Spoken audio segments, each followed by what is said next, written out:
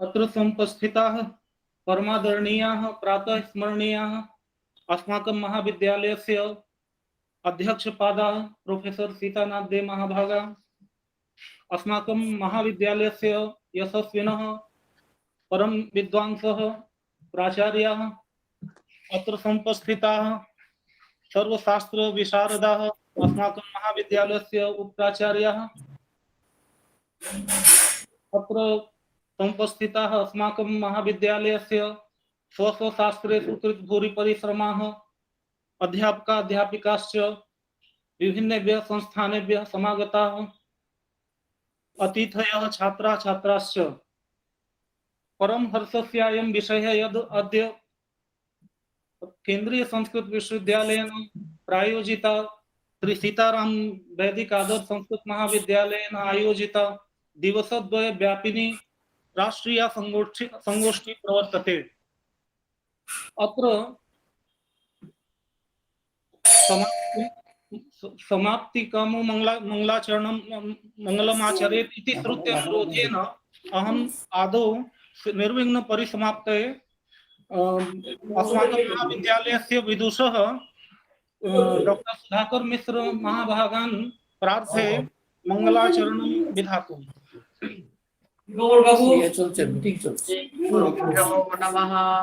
Central university संचिन्तयेत् भगवतश्चरणारविन्दम् वज्राङ्कषद्वर सरोरुह साञ्छनाढ्यम् उत्तुङ्गरक्तविलसन्नखचक्रवाला ज्योत्स्नाभिराहतमहद्धृतयान्धकारम् यच्छौचनिःसृतपसरेत् प्रवरोदकेन तीर्थेन मूर्धन्यकृतेन शिवः शिवोऽभूत् ध्यातुर्मनः श्रमलशैलनिसृष्टवज्रम् ध्यायेच्चिरं भगवतश्चरणारविन्दम् जानोद्वयं जलजलोचनया जनन्या लक्ष्म्याखिलस्य सुरवन्दितया विधातुः ओरोर्निधाय करपल्लवरोचिषाय संलालितं हृदि विभोरभवस्य कुर्यात् ओरो सुपर्णभुजयोरधिशोभमाना ओजो निधिरसतिका कुसुमावभाषो व्यालिम्बपीतवरवाससिवर्तमाना काञ्चीकलापपरिरम्भिनितम्बबिम्बम् नाभिह्रदं यत्रात्मयोनिधिषणाखिललोकपद्मम् व्यूढं हरिन्मणिवृषस्तनयोरमुष्य ध्यायेत्त्वयं विशदहारमयूखगौरम् ध्यायेत्त्वयं विशदहारमयूखगौरम्। श्री गुरुभ्यो नमः। धन्यवादः। संगीतबद्ध राष्ट्रीय गीत प्रस्तुत्यर्थम् अस्माकं महाविद्यालयस्य छात्रं मुखोपाध्यायम् अहम् आह्वयामि।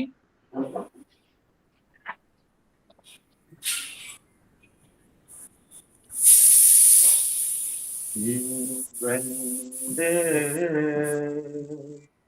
मातरम्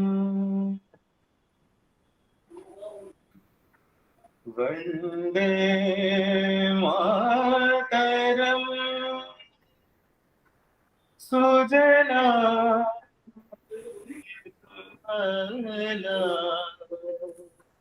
मलयज शीतलम् शस्य श्यामला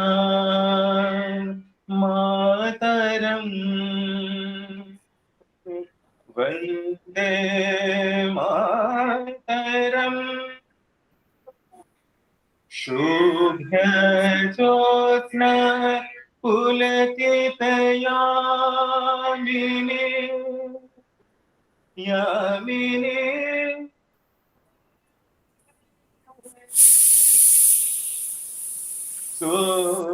शुभ्रज्योत्स्ना पुलकित यामिनी पुण्यकुसुमित द्रुमदल शोभिनी सुहासिनी सुमधुर भासिनी सुहासिनी सुमधुर भाषिणी सुखदा वरदा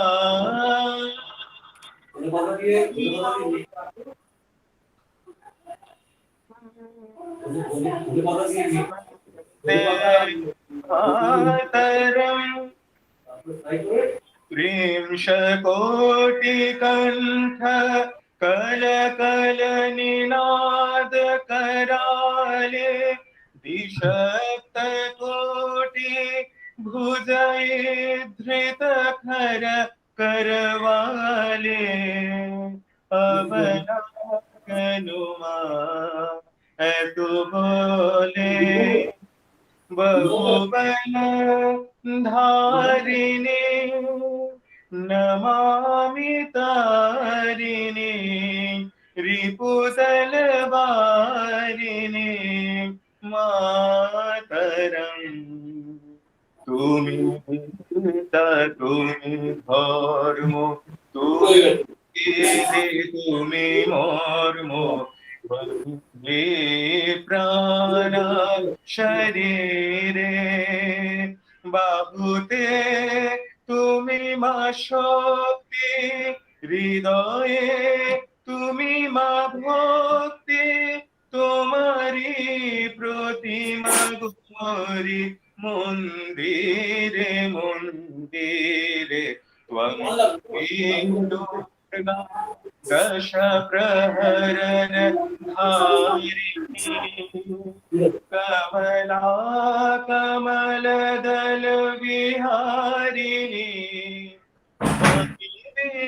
विद्यादायिनी नमामि त्वं नमामि कमला अमला अतुला सुजला सुफला मातरं श्यामला सरला सुष्मिता भूषिता धरणी धरणी मातरं वन्दे मातरम् सरे मम रे मम मम बनि नि बनि सदा बनि सरे नि सरे धनि नि बम रे धनि सा वन्दे मातरम् वन्दे मातरम्। धन्यवाद। इसके बाद मैं हमारे महाविद्यालय के प्राचार्य स्वागत भाषण के लिए मैं निवेदन करता हूं।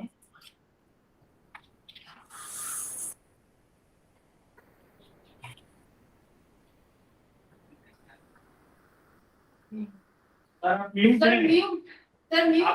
है।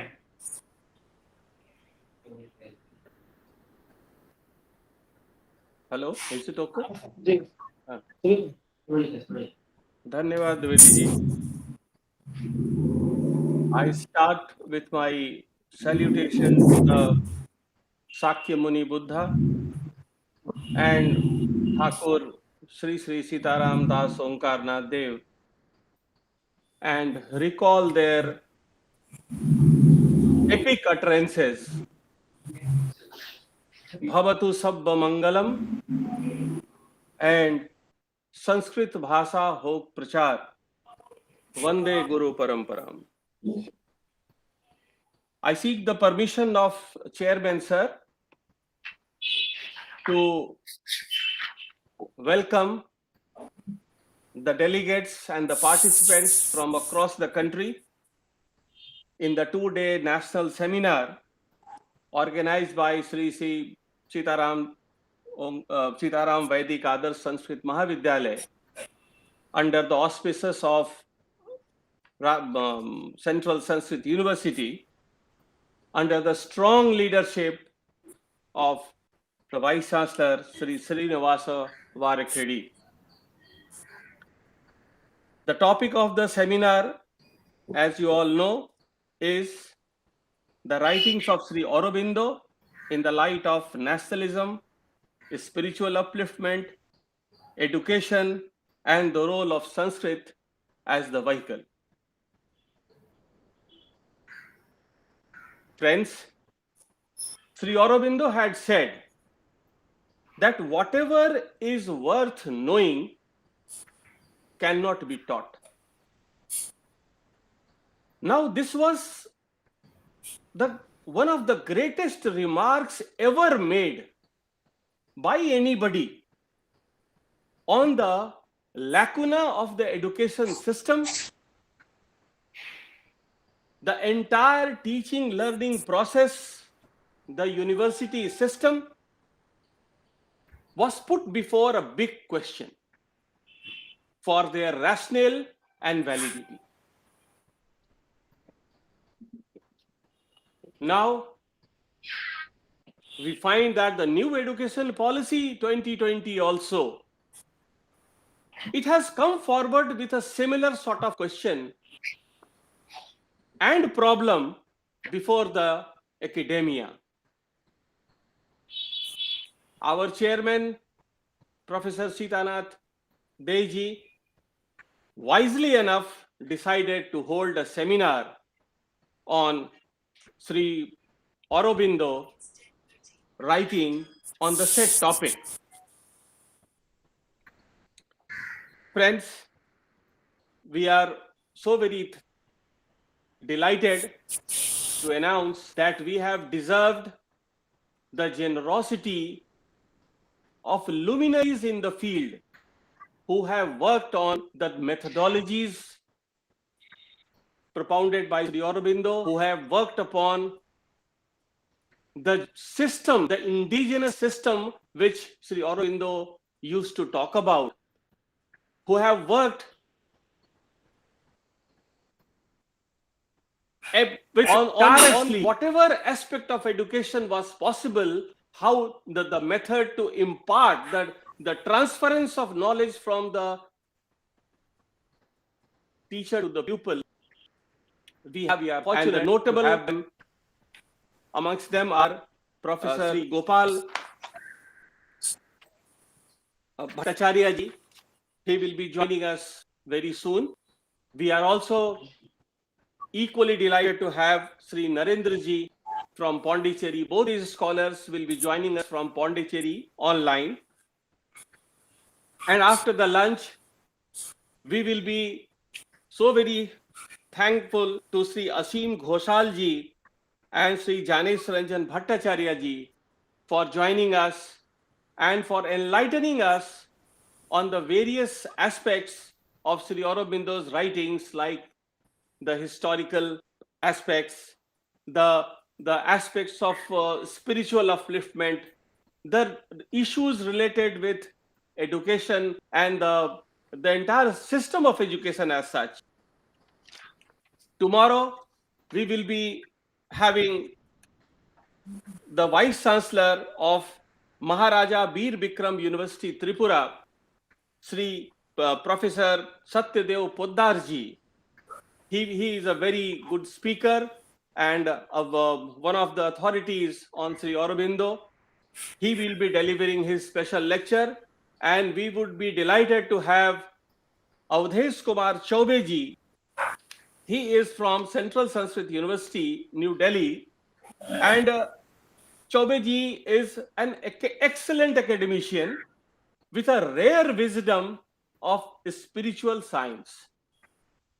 So, There would be many other participants. There would be interactive sessions. I welcome each and everyone, all participants, all scholars to this 2-day seminar. I welcome you all, sirs, and swagatam, suswagatam. Thank you. अत्र समुपस्थिताः विद्वत्तल्लजाः प्रातः स्मरणीयाः अस्माकं महाविद्यालयस्य अध्यक्षपादाः professor Sitanath दे महाभागाः तेषां चरणयोः कमलचरणयोः प्रणामाञ्जलिं विनिवेद्य प्रार्थये यत् स्वकीय आशीर्वचोभिः अस्मान् कृतार्थयन्तु। Sir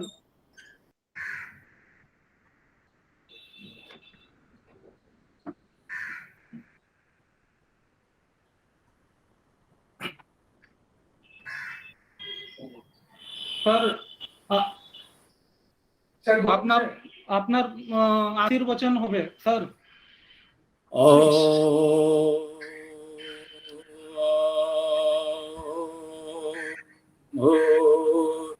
भुवस्व तत्सवितुर्वरेण्यं भर्गो देवस्य धीमहि धियो नः प्रचोदयात्।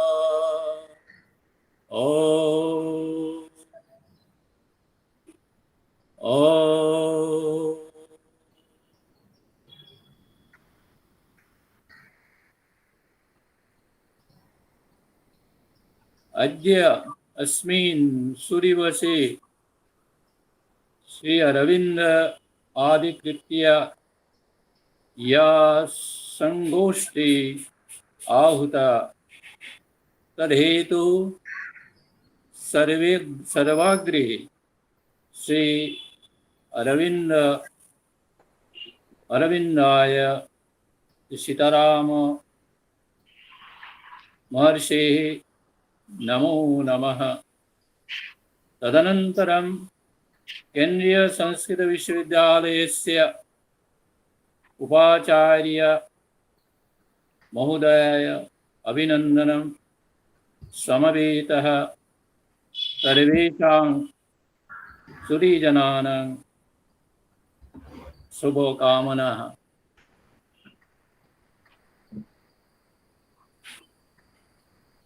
আজ থেকে প্রায় 150 বছর আগে ভারত জননীর কোল আলোকিত করে এক উজ্জ্বল মহাপুরুষ জন্মগ্রহণ করেছিলেন। তিনি সর্বজন বিদিত শ্রী অরবিন্দ। শ্রী অরবিন্দের সমগ্র জীবন ঈশ্বরের উদ্দেশ্যে সমর্পিত। তিনি জন্মগ্রহণের পর থেকে যে সমগ্র জীবনটা সেটা ঈশ্বরের ইচ্ছায় পরিচালিত হয়েছে। শ্রী অরবিন্দ বলেছিলেন যে ভারতবর্ষ হচ্ছে ঈশ্বরের অভিপ্রেত মহাদেশ।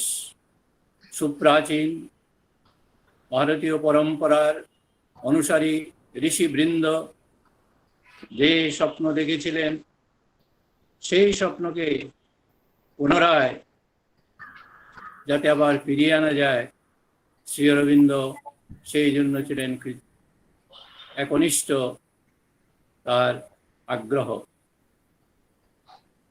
তিনি বলেছিলেন যে এই ভারতবর্ষ হচ্ছে ঈশ্বরের বাঞ্ছিত দেশ।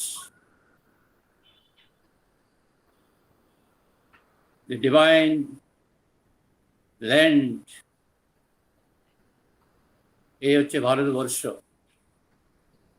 দীর্ঘকাল বিদেশি আগ্রাসনে আমরা আমাদের সংস্কৃতিকে ভুলে গেছি, আমরা অতীতকে অবহেলা করেছি, যার জন্য আমাদের জীবনে আমাদের সমস্ত কিছুর মধ্যে একটা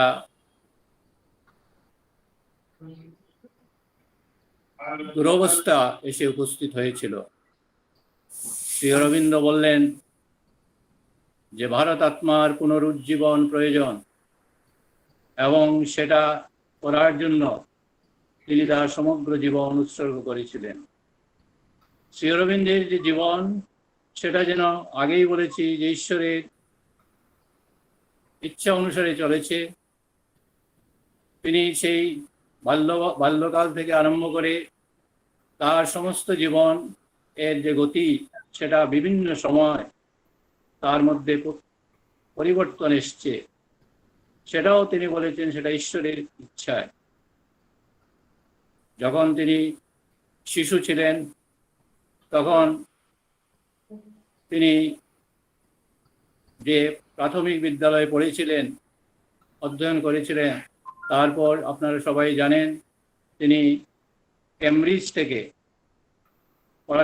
ক্যামব্রিজে পড়াশোনা করেছেন, এবং সেখানে তিনি আইসিএস পরীক্ষাতে অত্যন্ত সম্মানের সাথে উত্তীর্ণ হয়েছিলেন। কিন্তু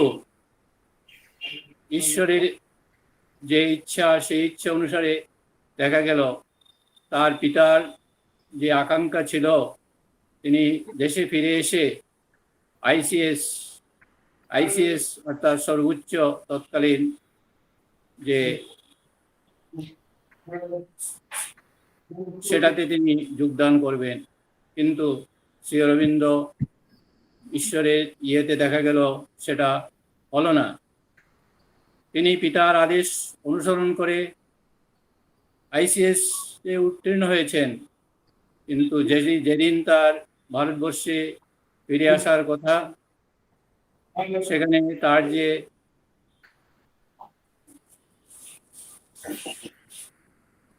জাহাজ, সেই জাহাজে বোম্বে বন্দরে তিনি অবতরণ করবেন, কিন্তু সেই সময় দেখা গেল যে সেই সময় তিনি সেই জাহাজে আসেননি। প্রচারিত হলো যে জাহাজ ধ্বংসপ্রাপ্ত হয়েছে এবং শ্রী অরবিন্দ ইহলোকে নেই। এটা শুনে তার পিতা অত্যন্ত আঘাত পেয়ে তার মৃত্যু হয়ে গেল। শ্রী অরবিন্দ পরবর্তী একটা জাহাজে এসেছিলেন, সেটা এটাই বলা হচ্ছে ঈশ্বরের এবং তার যে গতির সেটা পরিবর্তনের দিক। যাই হোক, ভারতবর্ষে এসে তিনি গাইকোয়াড়ের অনুরোধে তিনি সেখানে শিক্ষক হিসাবে নিজেকে যোগদান করলেন। যাই হোক, এটা বিস্তীর্ণ জীবন, বিশাল জীবন। সেই জীবনের মধ্য থেকে তিনি যে কাজগুলো করে গেছেন, সেটা ভবিষ্যতের যারা পরবর্তী জীবনের যারা অনুসারী, তারা সবাই সেটা হৃদয়ঙ্গম করবেন। শ্রী অরবিন্দ প্রাচীন ভারতবর্ষের যে বিষয়, সেটাকে সঞ্জীবিত করার জন্য তিনি বেদের যে মাহাত্ম্য সেটা তুলে ধরলেন। যে তার যে বিখ্যাত পুস্তক, সেটা যে বেদের উপর যেটা করেছেন, যে সিনথেসিস অফ সেই বেদের মহিমা, তিনি সেটা করেছেন, তুলে ধরেছেন। তারপর তিনি তার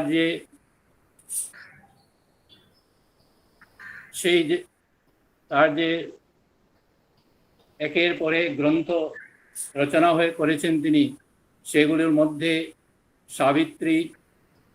সেইগুলোর মধ্যে রয়েছে সাবিত্রী, একটা বৃহৎ গ্রন্থ। সেই গ্রন্থের মধ্যে প্রকাশিত হয়েছে সেই সেই মহাভারতীয় যুগের যে সত্যবান এবং সাবিত্রীর যে কাহিনী, সেটাকে তিনি অন্য একটা রূপ দিয়ে সেটা সমগ্র মানুষের জীবনের পরিবর্তনের একটা দিশা তিনি দিয়েছিলেন। এর সাথে সিনথেসিস অফ যুগ, তার একটা বিখ্যাত গ্রন্থ, এবং বেদের যে বিস্তার সেটা তিনি তুলে ধরেছেন। তিনি ভারতবর্ষের ভারত মাতার পুনরুজ্জীবনের জন্য আজীবন কাজ করে গেছেন। স্বাধীনতা সংগ্রামে তার যে অবদান সেটা অবিস্মরণীয়। তিনি যখন স্বাধীনতার বিপ্লবে যোগদান করলেন, তখন ব্রিটিশ সরকার তাকে কারারুদ্ধ করার জন্য নানা প্রক্রিয়া গ্রহণ করলেন, কিন্তু দেখা গেল ঈশ্বরের ইচ্ছায় তিনি সেই সবগুলোকে অতিক্রম করেছেন। সেখানে দেখা গেল যে প্রথমে তাকে যখন কারাবন্দী করা হয়েছিল, সেটা কিন্তু বেশি দিন থাকতে পারেনি, তিনি মুক্ত হলেন। কিন্তু পরবর্তী সময় এরপরে যে তাকে আবার কারারুদ্ধ করা হলো, বিনা বিচারে তাকে 1 বছরের জন্য আলিপুর সেন্ট্রাল জেলে আবদ্ধ করে রাখা হলো, এবং সেখানে তার যে বিচার হয়েছিল সেটা একটা অভূতপূর্ব। সেই দেখা গেল তাকে সেখান থেকে মুক্ত করার জন্য সেই সময়কার একজন ব্যারিস্টার শ্রী চিত্তরঞ্জন দাস মহাশয়, তিনি ইংল্যান্ড থেকে ব্যারিস্টার হয়ে ফিরে এসছেন, কিন্তু তিনি তখন তার উকিল হিসাবে তার প্রতিপত্তি তখনও হয়নি। কিন্তু সেই অবস্থাতেও ঈশ্বরের কৃপায় দেখা গেল সেই চিত্তরঞ্জন দাস যে সওয়াল করেছিলেন সেটা একটা অবিস্মরণীয়। তিনি বললেন যে এই শ্রী অরবিন্দ তিনি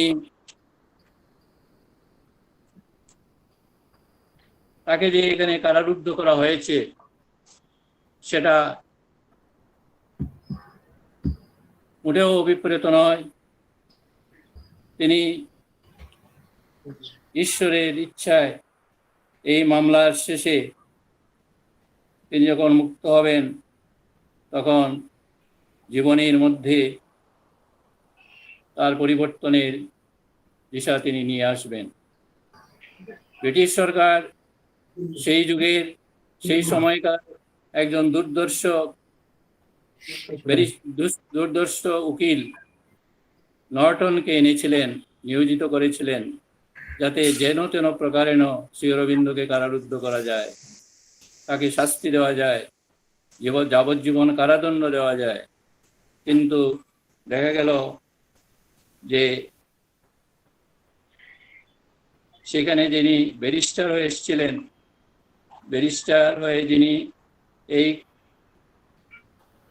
আদালতের প্রধান বিচারপতি হিসেবে যিনি উপস্থিত হয়েছিলেন, বিশ্ববিদ্যালয়ের ইচ্ছায় সেটা দেখা গেল তিনি হচ্ছেন বিচ ক্রিপ্ট,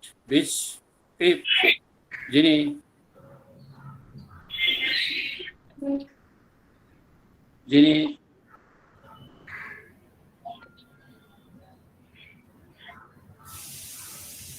শ্রী অরবিন্দের একসাথে পড়াশোনা করেছেন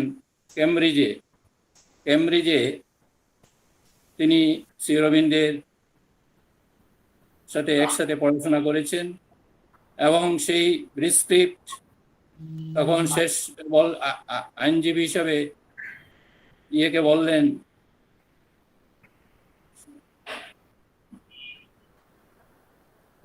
যে আপনার কিছু আর বলার আছে কিনা, তখন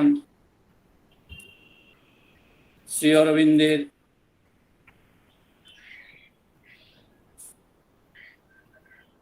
চিত্তরঞ্জন দাস বললেন, তার উত্তরে বললেন যে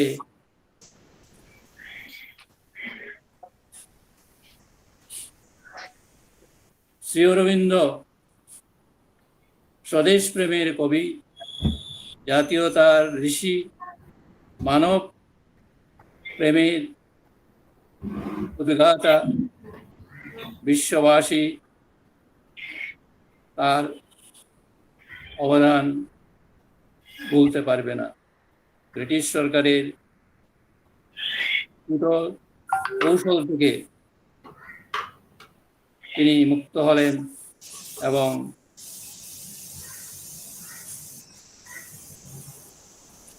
এরপরে তার সমস্ত জীবন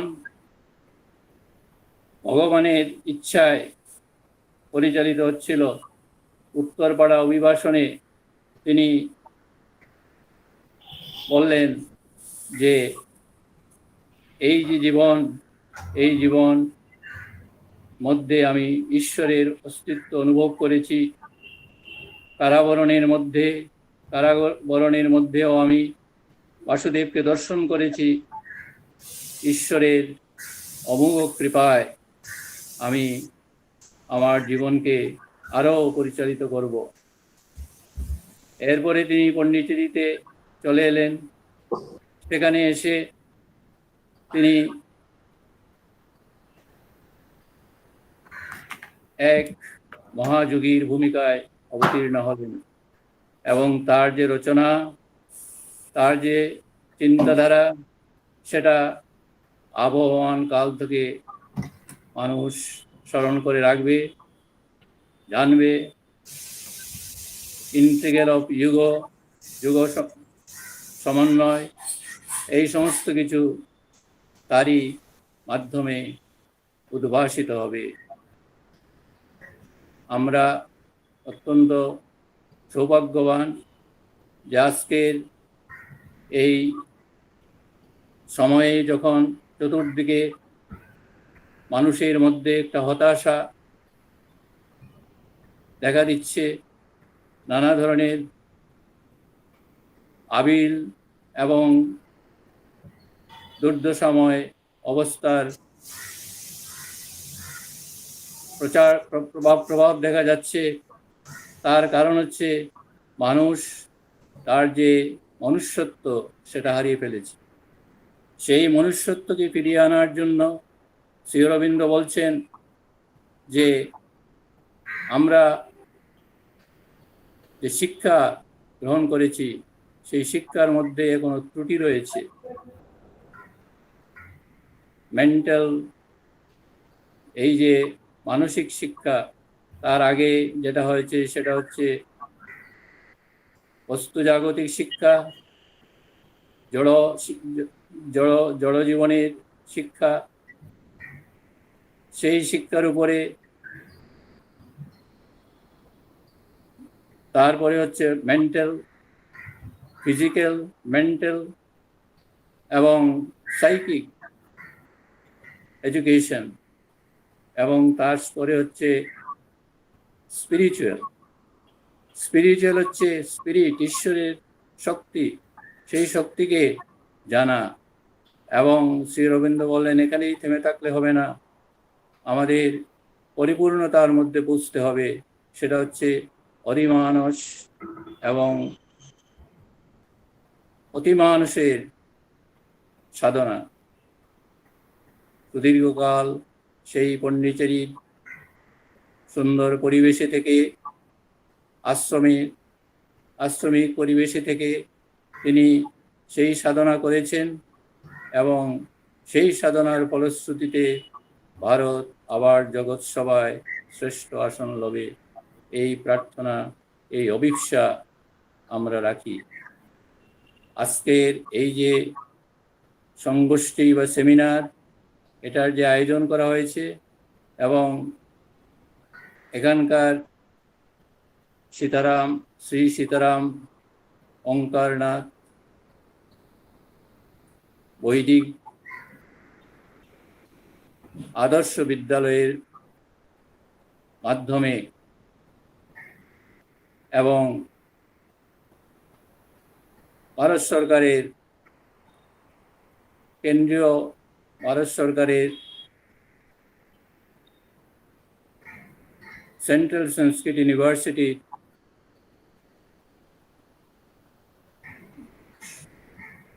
माध्यमे এই সংগোষ্ঠীটা আয়োজিত হয়েছে দ্বিদিবসীয়। এই সংগোষ্ঠীতে যারা অংশগ্রহণ করবেন তারা বিভিন্ন বিষয় নিয়ে আলোচনা রাখবেন। আমরা অত্যন্ত আনন্দিত এবং বিশেষ করে এই মহাবিদ্যালয়ের যে সমস্ত অধ্যাপকরা রয়েছেন যারা বিভিন্ন ক্ষেত্রে যুক্ত রয়েছেন এই বিদ্যালয়ে, তাদের সবার সহযোগে এই অনুষ্ঠানটি সুন্দরভাবে প্রচারিত হবে এই আশা প্রত্যাশা রেখে আমার বক্তব্য এখানেই শেষ করছি। নমস্কার। धन्यवाद।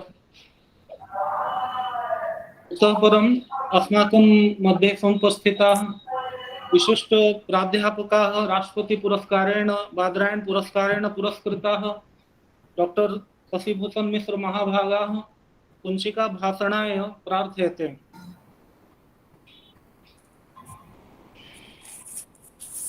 सदाशिवसमारम्भां शङ्कराचार्यमध्यमाम् अस्मदाचार्यपर्यन्तां वन्दे गुरुपरम्पराम्। मान्याः अस्य प्रतिष्ठित महाविद्यालयस्य प्रबन्धन समितेः अध्यक्षाः गुरुचरणाः सर्वतन्त्र स्वतन्त्राः सर्वजनपूज्याः आचार्याः सीतानाथ दे महोदयाः, अस्य महाविद्यालयस्य यशस्विनः प्राचार्याः, बहुशास्त्रवेत्तारः, सर्वेषां पूज्याः प्रियाः अस्माकम् अग्रजाः प्रोफेसर सोमेश कुमार मिश्र महोदयाः, अस्य महाविद्यालयस्य उपाचार्याः, साहित्यशास्त्रे कृतभूरि परिश्रमाः, आजीवन संस्कृत सेवकाः आचार्याः सुरेश कुमार बंदोपाध्याय महोदयाः, अत्र समुपस्थिताः अस्माकं बान्धवाः तथा छात्र बान्धवाः।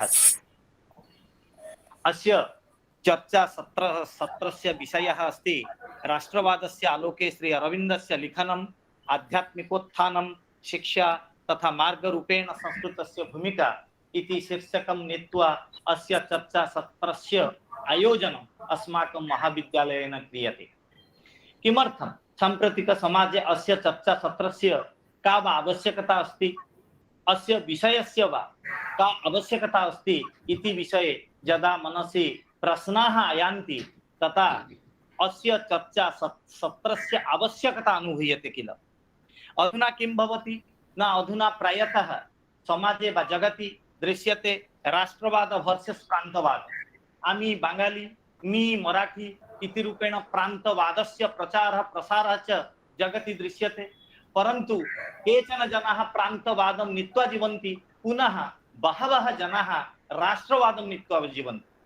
अरविन्दस्य जीवने प्रान्तवादस्य प्रभावः न आसीत्, तस्य जीवने वा तेषां महत् जीवने राष्ट्रवादस्य सदैव प्रभावः आसीत्, अन्तर्राष्ट्रीय राष्ट्रवादस्य प्रभावः आसीत्।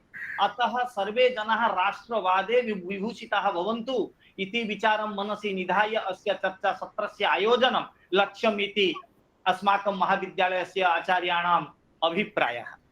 पुनः अत्र किं भवति न केचन जनाः अधुना मनसि चिन्तयन्ति राष्ट्रस्य कृते अहं वा राष्ट्रं मम कृते, I am for the country or country is for me। तो केचन चिन्तयन्ति राष्ट्रं मम कृते किञ्चित् न करोति, अहं किमर्थं राष्ट्रस्य कृते करिष्यामि इति हीनभावनया दूषिताः केचन जनाः सन्ति। तेषां हीनभावनायाः दूरीकरणार्थं कि राष्ट्रस्य कृते अहं राष्ट्रस्य कृते करिष्यामि, राष्ट्रस्य अङ्गभूतः अहम् एतदर्थम् अस्य चर्चा सत्रस्य आवश्यकता अस्ति। एतदर्थम् अस्माकं प्राचार्याः अस्याः भावनायाः प्रचारार्थं प्रसारार्थं अस्य चर्चा सत्रस्य आयोजनम् आचार्यैः कृतम् अस्ति। पुनः किं भवति न साम्प्रतं कदाचित् संकुचित धर्म वर्सेस शाश्वत धर्म अनयोः मध्ये विवादः परिदृश्यते। अनयोः मध्ये यः विवादः अस्ति तस्य विवादस्य परिशमनार्थम् अस्य चर्चा सत्रस्यापि आवश्यकता अस्ति। पुनः अस्य चर्चा सत्रस्य अपरः एकः महती आवश्यकता विद्यते आध्यात्मिक राष्ट्रवादस्य पुनः प्रसारण। अरविन्दः आध्यात्मिक राष्ट्रवादस्य महान् पृष्ठपोषकः आसीत्। तस्य विचारे spirituality is India's only politics and the fulfillment of the Sanatan dharma is the only Swaraj.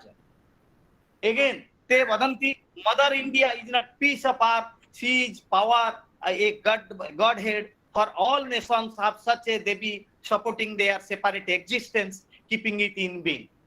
अरविन्दस्य अयं यः विचार अनेन विचारेण प्रभावितो भूत्वा अस्माकं प्राक्तनः प्रधानमन्त्रिणः कदाचित् उद्घोषितवन्तः भारत जमीन का टुकड़ा नहीं, जीता जागता राष्ट्र पुरुष है, हिमालय मस्तक है, कश्मीर किरीट है, पंजाब और बंगाल विशाल कंधे है, पूर्वी और पश्चिम घाट दो विशाल जंघाएं हैं, कन्याकुमारी इसके चरण है, सागर इसके पग पखारता है, यह चंदन की भूमि है, अभिमंथन की भूमि है, यह तर्पण की भूमि है, यह अर्पण की भूमि है, इसका कंकर कंकर संकर है, इसका बिंदु बिंदु गंगा जल है, हम जिएंगे तो इसके लिए, मरेंगे तो इसके लिए।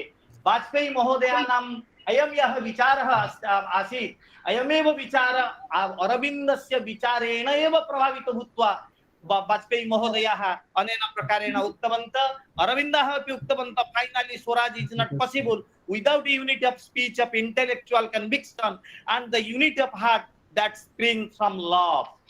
पुनः संस्कृतस्य संस्कृतज्ञानां राष्ट्र निर्माणे कीदृशं योगदानम् आसीत् इत्यस्य बोधार्थम् अपि अस्य चर्चा सत्रस्य आवश्यकता विद्यते।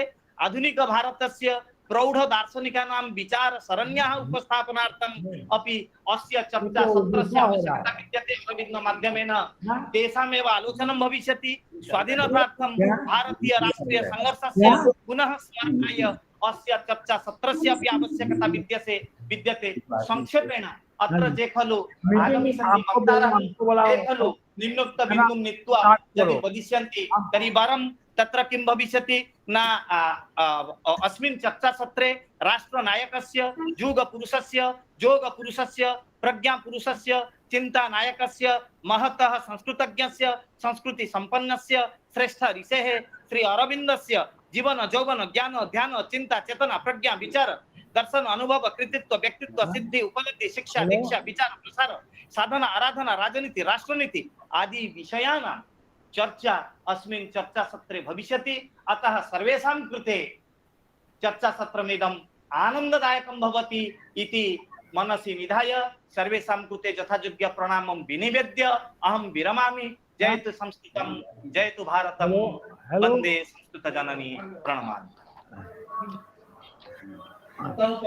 हेलो जी आवाज आ रही है sir?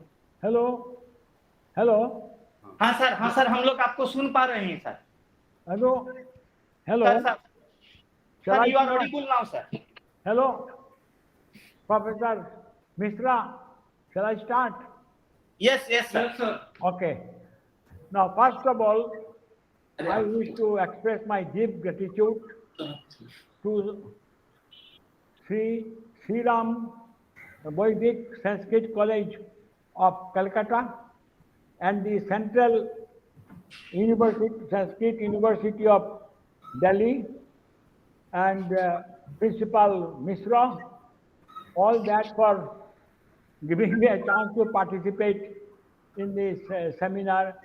And I have been told by my friend Dr. Sitanath, whom I know for last 50 years, to speak about what is the education system, integral education of Sri Aurobindo, because there will be a lot of people, they will be talking everything about Sri Aurobindo. So you speak, Gopalda, what is integral education? Well, this is all right. Well, I have going 10 minutes, 15 minutes time. I want to say, because you see, first of all, we all must know who Sri Aurobindo is. Well, I think everybody knows. Everybody knows Sri Aurobindo, through aside his material well-being in enviable position of a civil servant, and jumped into national movement to liberate Mother India, etc., etc. But what Mother says about Sri Aurobindo, what Sri Aurobindo represents is not a teaching, not even a revelation, it is a mighty action straight from the Supreme. Now, when I study Sri Aurobindo's life, I find it was a continuous fulfillment of the will of God. Sri Aurobindo, a master patriot, became a master yogi, a unique phenomenon in human history with a significance for the whole world. Now, on one very incident, I think it would be out of place to mention, when Sri Aurobindo was in jail, in central Alipur, central jail, once at the summit of his consciousness, he cried out, whether really God exists or not. He was telling, if there is a reason why I am here, I came to Mother India, and here I am now. At that time, I will quote what he exactly his own words.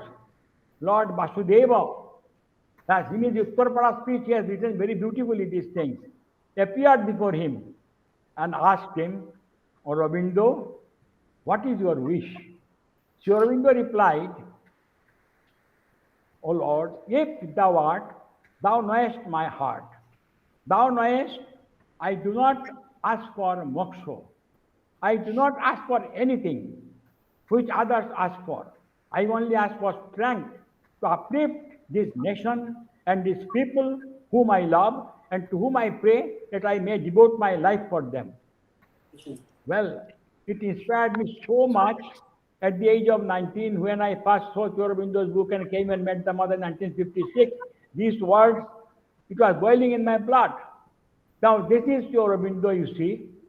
And then Lord replied, Aurobindo, independence of India is certain, and your work lay somewhere else, and that is for the whole of mankind. And then, after being acquitted, everybody knows it, he came to India, Pondicherry in 1910. And today, this ashram, well, it was established by his spiritual partner, the mother. She established this ashram, and the part of it to spread outside Sri Aurobindo society.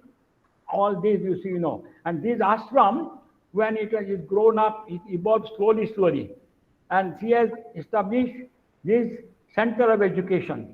In 1951, she started with the children of the devotees from outside, and some people who are living there have come to practice like divine. So there you see she started.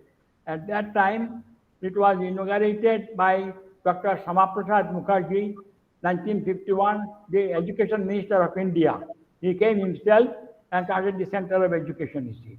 Now, in this Center of Education, she has started a new system called integral education. Now, what is integral education? See, now that is, and nowhere in the world it is. I have spoken this about in the UNESCO, United Nations many times. They came from here, so they are surprised. What is this education? Now, that education absolutely different than the existing system of education throughout the world. First of all, you see here, she takes the children from the age of 3 and 5. They study in the kindergarten.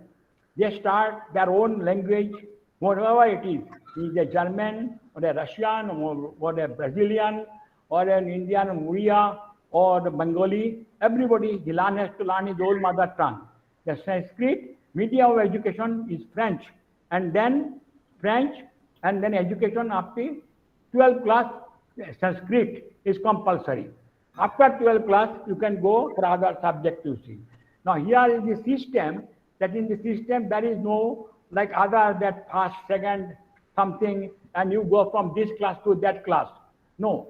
For that, I tell you an example. I mean, the last 2 years, because of this COVID problem, situation has come down. We had around 1,400 students in the from kindergarten to graduation, and there were 900 teachers and professors. What is the ratio? Tell me. Now, this is what you see. Then he started and then Fran, you see, is an outsidely one man teacher starts about 30, 40 students in section A, section B. It's not like that, you see. So that is what they are doing. And then the teacher, they study and they don't say that this is past, this is your past class, this is 10 class, that. From kindergarten, then you see you go up by up, they studied, and they know their secret things, you see, because mother said, first of all, the system in this general education, you see, he is first, he is second, creates jealousy, and jealousy inaugurates animosity. So there must not be any competition. Even children, you don't know what is the end of the year, say, okay, now this is 6th standard, now you can go to the 7th standard, you see. Now this, how the students, the children, and the school starts at 7 o'clock, and then it ends up in the night at 7 o'clock, you see. Now what they are doing, here, University Grant Commission of India approved it, that when they finish the graduation level in Sri Aurobindo International Center of Education, they can study for master's degree on other colleges and universities, wherever they like, you see. So the children, they go out after education, I know, you see, they go out and then they study other also, and they can carry on their life. Some people have gone with this education itself. You see, there are a lot of IPS officers were there who had worked in, studied in Sri Aurobindo Ashram, just you see. Now, what is this integral system? Now, system is excellent. It points, you see, with 5 points. First of all, that in education, generally what we do, the subject we study. Now, she had followed the ancient Indian style. In ancient Indian style, the education system, the school was the ashrams of the rishis and munis.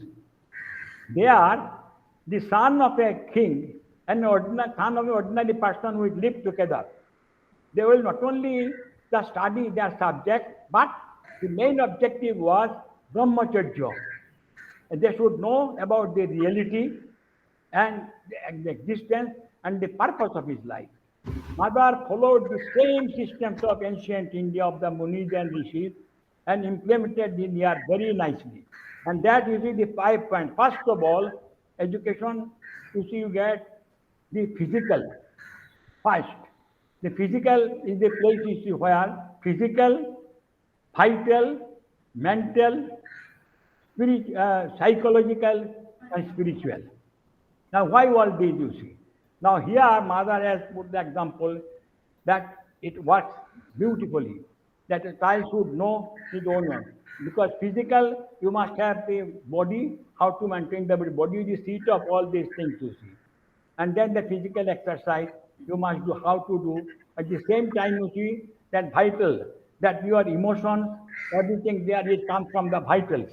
So that you should, how to control these vitals, you see, because then even in our systems, you see, emotions, anger, that thought, all the lower vitals come to. So that's what they teach. And then you see the psychological, because psychological is the place where is the soul. But I should know what is the soul, you see. And then the spiritual. In the existing system, it is not where, because in our system, there are a lot of things have come, secularism, this thing, that thing. But here, it's so beautiful that a child starts from kindergarten and finishes with graduation, whether he is an engineer or commerce or anything, he completes, and then he can go anything, master's degree or anything, he can go outside also, you see. I mean, I have seen my daughter started with English, French, Spanish, German, finished here. Then she got a scholarship from the University of Grant Commission and got the doctorate from Sorbonne University in Paris, you see. And she worked in London University and everywhere. Student of this, you see. Even in Delhi University, even sometimes in Calcutta University, they teach, you see. Now, these are the things, you see. And first of all, Mother tells that the child should know what is the purpose of his life. Now, generally, like, what is our education? From the very beginning, when I was a kid, I know I was very interested in studying, sports and everything. There was a poem in Bengali. It says, "Lekha poda kore jei, gadi guda chore sei." The main aim of the education is a profession, good profession, and that is continued. After the British establishment, the same thing continued in India. Well, Because all economy oriented. Oh, you become an engineer, you become a doctor, you become do this. But nobody bothers about what the soul of that child, what is the purpose, what does he want. They all impose everything, you see. Now that's what is here. And people, UNESCO, when I was the representative of Sri Aurobindo Society in UNESCO, the special team came and studied.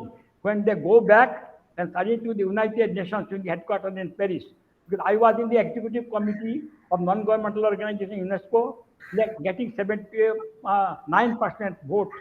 And then that was discussed. This is a unique system, but Mr. Bhattacharya, we cannot put in outside world.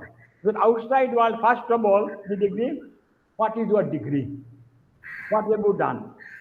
Well, here system is such, they learn everything, but they don't get any degree, or they only complete the Sri Aurobindo Center of Education has finished this education. He is the graduate of this subject or anything like that, you see. So this is the integral system of education is covered within life. So in ancient India, that was the system, and mother followed it, you see.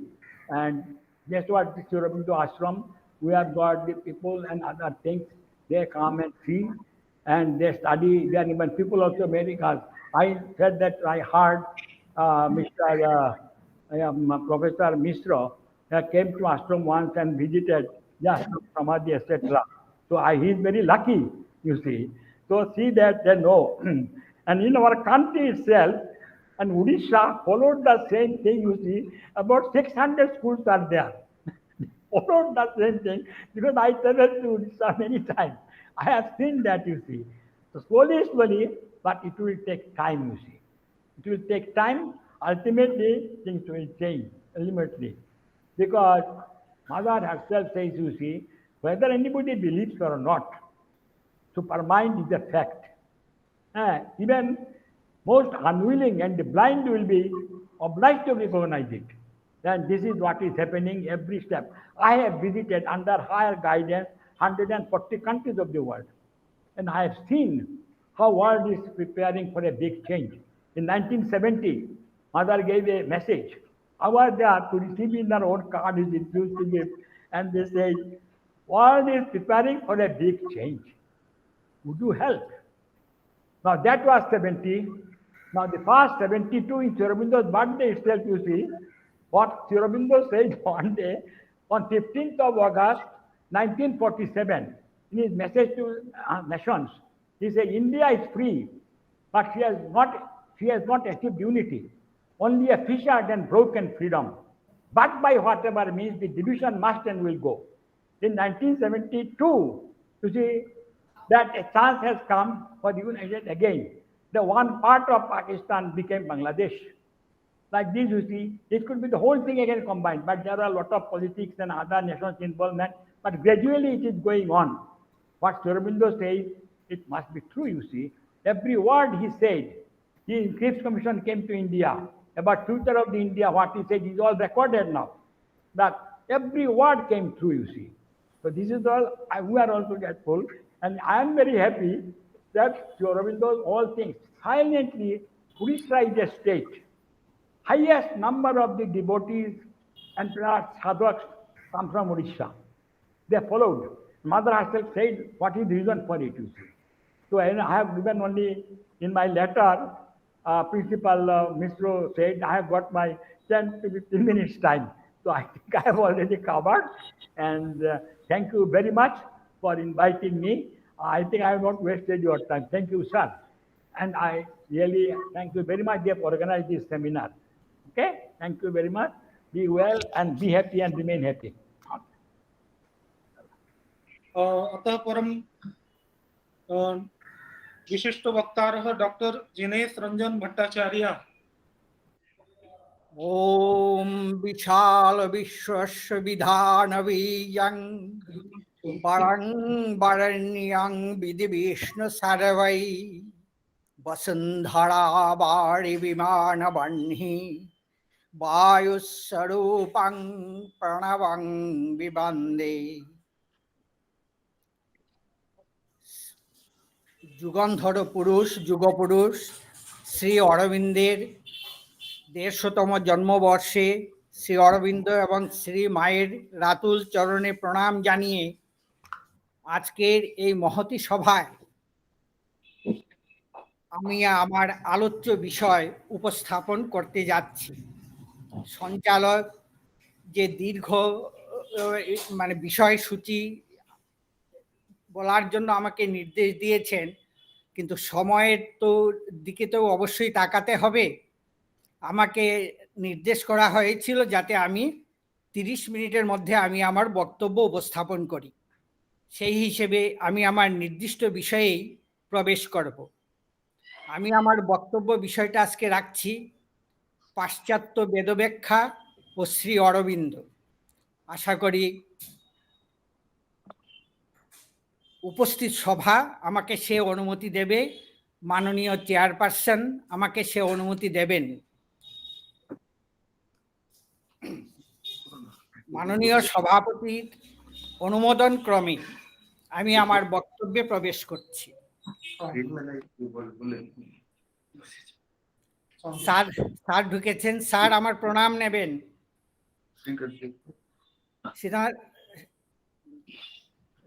Sir আমার প্রণাম নেবেন। আপনাকে প্রণাম জানিয়ে আমি আমার বক্তব্য বিষয় উপস্থাপন করছি, কারণ এই বেদ ভাবনা এবং অরবিন্দের ভাবনা আপনি প্রথম সঞ্চার করেছিলেন আমার অন্তরে।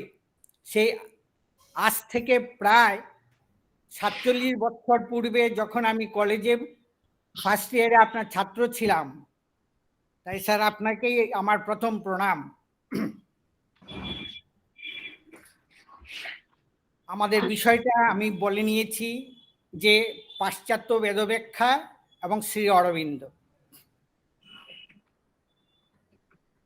আমরা পরম সৌভাগ্যবান, আমরা ওই দেশে এই দেশে জন্মেছি যে দেশে বেদ মূর্ত হয়েছে। কারণ বেদজ্ঞান স্বয়ম্ভূ, জ্ঞান কখনো মনুষ্য রচিত নয়। ক্রান্তদর্শী ঋষিদের মনে জ্ঞান প্রকট হয়। আমি একটা উদাহরণ দিয়ে আমি আমার বক্তব্যে যাচ্ছি। স্যার আইজাক নিউটন মধ্যাকর্ষণ শক্তির কে তিনি লোকসমক্ষে নিয়ে এসেছিলেন। স্যার আইজাক নিউটনের মধ্যাকর্ষণ শক্তি জনসমক্ষে আসার পূর্বে গাছের আপেল নিচের দিকে আসতো না, নিচের দিকে আসতো, উপরের দিকে যেত না। মধ্যাকর্ষণ শক্তি তখনও ছিল, কিন্তু শ্রী আইজাকের ভাগবতী বুদ্ধিতে সেই জ্ঞান প্রকট হয়েছে। তাই তিনি সেই মধ্যাকর্ষণ শক্তি জ্ঞানের ঋষি। আমাদের শাস্ত্র তো সে কথাই বলে, যোগান্তে সমনুপ্রাপ্তে সেতিহাসান মহর্ষয় লেভিরে তপসা পূর্বম অনুজ্ঞাতা স্বয়ম্ভুবা। এই স্বয়ম্ভু জ্ঞান ক্রান্তদর্শী ঋষি অন্তরে পরিস্ফুট হয়। এই জ্ঞানের অধিকারী আপামর জনসাধারণ হতে পারেন না।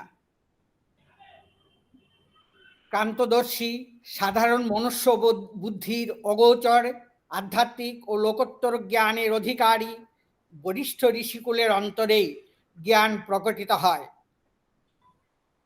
পরে তা মনুষ্যলোকে প্রসারিত হয়। বেদমন্ত্র তেমনি ক্রান্তদর্শী ঋষিদের অন্তঃকরণে অতি মানস চেতনার উচ্চতর ও গুপ্ততর স্তর থেকে স্ফূর্ত ও গুপ্ত জ্ঞান গর্ভিত যিনি স্বয়ং স্রষ্টা ও রহস্যবেত্তা, তাদের নিকটে এই বেদমন্ত্রের গূঢ়ার্থ প্রকাশিত হয়। ঋগ্বেদের 4th মণ্ডলের 3য় সূক্তের ষোড়শ মন্ত্রে ঋষি বামদেব নিজেকে বর্ণনা করে বলছেন, এতা বিশ্বা বিদুষে তুভ্যং বেধ নীতান্যগ্নে নিন্যা বচাংসি নিবচনা কবয়ে কাব্যান্যীয় সংশয়ং মতিভীর বিপ্রোক্তাই। অন্তঃপ্রকাশযুক্ত বিপ্র হয়ে আমি স্বগত বিচার ভাবনা ও অন্তঃস্ফূর্ত শব্দসমূহে মার্গদর্শক বুদ্ধ বচনগুলি ব্যঞ্জিত করছি। ঋগ্বেদের 1ম মণ্ডলের 164 সূক্তে বেদবচনের অলৌকিকত্ব ও ও অপৌরুষেয়ত্ব প্রকটিত হয়েছে। ঋষি দীর্ঘতমা এই সূক্তে বলছেন, তস্যা সমুদ্রা অধিক সরন্তি তেন জীবন্তি প্রদিশশ্চতস্র ততক্ষরত্যক্ষরং তদ বিশ্বমুপজীবতি। বৃষ্টিধারা যেমন স্বয়ং পৃথিবীতে বর্ষিত হয়, বেদজ্ঞানও তেমনি ক্রান্তদর্শী ঋষি হৃদয়ে স্বয়ং প্রকটিত হয়। শ্রী অরবিন্দ ও দয়ানন্দ সরস্বতী উভয়ই ঋষিধারার অনুসরণে ক্রান্তদর্শী ঋষি হৃদয়ে বৃষ্টিধারার মতো বেদমন্ত্রের স্বাভাবিক ক্ষরণের কথা বলেছেন। উক্ত বেদমন্ত্রের কিন্তু পাশ্চাত্যানুসারী অর্থটা তারা করেছেন বিশ্ব সৃষ্টি বিষয়ে বেদের বচন বলে তারা তাকে উল্লেখ করেছেন। তত্ত্বদর্শী ঋষিগণ গূঢ়ার্থবাহী বেদমন্ত্রের ব্যাখ্যা বিশ্লেষণের অধিকারী শিষ্য পরম্পরায় গুপ্ত রাখতেন। বেদমন্ত্রাববোধের সেই চাবিকাঠি, আধুনিক পরিভাষায় যাকে আমরা বলতে পারি পাসওয়ার্ড, তা আজ অবলুপ্ত। আর্যধারায় ভাবিত শব্দশাস্ত্র নিষ্ণাত তপস্সাধনযুক্ত বেদবিদ পণ্ডিতদের ব্যাখ্যা বিশ্লেষণের দিকেই আমাদেরকে তাকিয়ে থাকতে হবে বেদমন্ত্রের যথাযথ অর্থাববোধের জন্য। আচার্য দয়ানন্দ সরস্বতী প্রতিষ্ঠিত আর্য সমাজ, শ্রী অরবিন্দের প্রতিষ্ঠিত পণ্ডিতের আশ্রম, মহার্ষি সন্দীপনী আশ্রমের মতো বেদপন্থীদের ভাষ্য এ বিষয়ে আমাদের নিকট আশার রজত রেখা। বেদে আমরা ত্রিবিধ মন্ত্র সমষ্টি লক্ষ্য করি। প্রথম শ্রেণীর মন্ত্রগুলো বৈদিক ঋষি কবিদের প্রকৃতি বর্ণনা বা প্রার্থনা জাত, যেমন ঋগ্বেদের প্রথম মণ্ডলের অগ্নিসূক্তে সন পিতেব সুনাবে অগ্নে সুপায়ন ভব সচস্বান স্বস্তায়ে। দ্বিতীয় শ্রেণীর যে মন্ত্রগুলো, সেগুলো অত্যন্ত তাৎপর্যবাহী এবং রূপক গর্ভিত। রূপকের আড়ালে ঋষি গূঢ় রহস্যের উপস্থাপনা করেছেন, যেমন ঋগ্বেদের প্রথম মণ্ডলের উষা সূক্তে অধিপেশাংসি বপতে নৃতুরি পানুতে বক্ষ উৎসেব বর্জাহম জ্যোতির্বিশ্বস্মৈ ভুবনায় কৃণতি গাবন বজ্রং বুয়া আবর্তম। তৃতীয় শ্রেণীর যে মন্ত্রগুলো, তা নিতান্তই যে চতুর্বিধ বাক পড়া, পশ্যন্তি, মধ্যমা এবং বৈখরি, তার মধ্যে প্রথম তিনটি বাক অবলম্বনে রচিত। বৈখরি তথা মানবীয় ভাষায় সেই মন্ত্রগুলোর ব্যাখ্যা বিশ্লেষণ চলে না। সেইগুলো পড়া, পশ্যন্তি এবং মধ্যমা বাক সিদ্ধ ঋষিদেরই অনুভবের যোগ্য, এবং তারা সেটা অনুভব করে ঋষি পরম্পরায়, শিষ্য পরম্পরায় তারা তা সংরক্ষিত রাখতেন। যেমন ইয়াং বেদিহি পরো অন্তঃ পৃথিব্যায়ং যজ্ঞ ভুবনস্য নাভি অয়ং সোমো বৃষ্ণ অশ্বস্বরেত ব্রহ্মায়ং বাচঃ পরমং বোম। নিরুক্তকার যাস্কাচার্য অন্যভাবে বেদমন্ত্রের তিনটি ভাগ করেছেন। একটি অধিযজ্ঞীয় বা কর্মকাণ্ডীয়, দ্বিতীয়টি আধিদৈবিক অর্থাৎ দেবতা স্বরূপাত্মক, অন্তিমটি আধ্যাত্মিক, যেটিতেই নিহিত বেদের প্রকৃত তাৎপর্য এবং যা অধিগত হলে অন্য অর্থ সব শীর্ণ হয় বা খণ্ডিত হয়ে যায়। নিরুক্তকার যাস্ক এ প্রসঙ্গে বলেন, বেদের সত্য অর্থের সাক্ষাৎকার হয় ধ্যান যোগে বা তপস্যার দ্বারা। এর প্রয়োগে যারা সমর্থ, তাদের অন্য কোনো বাহ্য সহায়ের প্রয়োজন হয় না। শ্রী অরবিন্দ মনে করতেন, যাস্কের এই উক্তি অতি সুস্পষ্ট ও অসন্দিগ্ধ। বেদে নিহিত রহস্য তত্ত্বই পরবর্তী ভারতীয় দর্শন, সভ্যতা, সংস্কৃতি, কৃষ্টি ও ধর্মের মূল উৎস। এ ধারণা ঐতিহাসিক তথ্যের দ্বারা অধিকতর সমর্থিত, কিন্তু ইংরেজ ইস্ট ইন্ডিয়া পোষিত ইউরোপীয় মতবাদে ভারতীয় ধারণা তুচ্ছ ও নগণ্য। পরাবাক আশ্রিত বেদমন্ত্র সাধারণ বুদ্ধির অগম্য। তপনিষ্ঠ ক্রান্তদর্শী ঋষির ভাগবতী বুদ্ধিতেই বেদমন্ত্র প্রকটিত হতে পারে। সেখানে ঋষিরক্ত বর্জিত পাশ্চাত্য বুদ্ধির প্রবেশাধিকারের প্রসঙ্গই আসে না। বেদের রূপকাশ্রিত মন্ত্র ও পাশ্চাত্য পণ্ডিতগণ ব্যাখ্যা বিশ্লেষণ করতে গিয়ে সত্যার্থের পরিবর্তে কদর্থই প্রকাশ করেছেন। যেমন ঋগ্বেদের উষা সূক্তগুলিতে প্রযুক্ত গো শব্দ যে আলোর প্রতীক তা প্রাজ্ঞ ভারতীয় মনীষায় পুনঃ পুনঃ উদ্ভাসিত হয়েছে। অনেক দৃষ্টান্ত আছে ওই রকম। আমি সময় সংক্ষেপের জন্য এই একটা মাত্র দৃষ্টান্ত গো শব্দটিকে ধরেই আমি আমার বক্তব্যে যাব। নিরুক্তকার যাস্কও আলোর প্রতীক রূপে গো শব্দ গ্রহণ করেছেন। আচার্য সায়ন ও যাস্ককেই অনুসরণ করেছেন। কিন্তু পাশ্চাত্য পণ্ডিত ম্যাক্স মুলার দু একটি ক্ষেত্র ব্যতীত প্রায় সর্বত্রই গো অর্থে গাভী অর্থ গ্রহণ করেছেন। যেমন ঋগ্বেদের প্রথম মণ্ডলের 92 সূক্তের চতুর্থ মন্ত্রটি। ম্যাক্স মুলারের অনুসরণে মন্ত্রটির অনুবাদে বলা হয়েছে, উষা নর্তকীর ন্যায় রূপ প্রকাশ করছেন এবং গাভী যেমন দহনকালে স্বীয় উধ প্রকাশ করেন, সেরূপ উষাও স্বীয় বক্ষ প্রকাশিত করছেন। গাভী যেমন গোষ্ঠে শীঘ্র গমন করে, সেরূপ উষাও পূর্ব দিকে গমন করে বিশ্বভুবন প্রকাশ করত অন্ধকার বিশ্লিষ্ট করছেন। যুগন্ধর ঋষি শ্রী অরবিন্দ এ প্রসঙ্গে বলছেন, গু গৌ ইহাদের দুটি অর্থ থাকে, গাভী ও রশ্মি। প্রাচীন ভারতীয় ভাবধারায় সত্তা ও চেতনা পরস্পরের বিভিন্ন দিক মাত্র, আর যে অদিতি অর্থাৎ অনন্ত অস্তিত্ব থেকে দেবতাদের জন্ম হয়েছে এবং যাকে বর্ণনা করা হয়েছে এমন মাতা বলে, যার 7টি নাম ও 7টি আসন, সপ্তধামানি, তাকেও ভাবা হয় অনন্ত চেতনা বলে।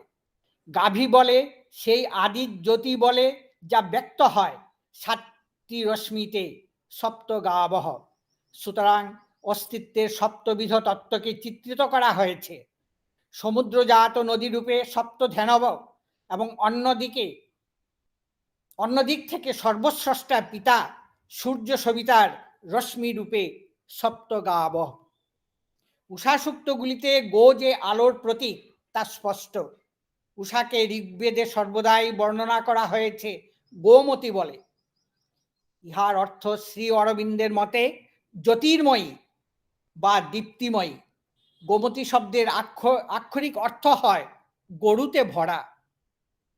এই অর্থটা নিশ্চয়ই বেদের অভিপ্রেত ছিল না, কিন্তু পাশ্চাত্য পণ্ডিতগণ এই কদর্থটা তারা নিঃসংক চিত্তে একের পর এক প্রকাশ করে গেছেন। গোমতীর ন্যায় উষা অশ্বাবতী, অশ্নুতে ব্যাপনুতে উষা ব্যাপনশীলা। ফলে গোমতী, অশ্বাবতী, উষা ব্যাপনশীলা আলোকেরই প্রতীক। প্রথম মণ্ডলের 92 সূক্তের ষোড়শ মন্ত্রে বলা হয়েছে, অশ্বইনা বর্তিরস্মদা গোমদস্রা হিরণ্যবৎ অর্ভাগ্রথং সমনসা নিযচ্ছতাম।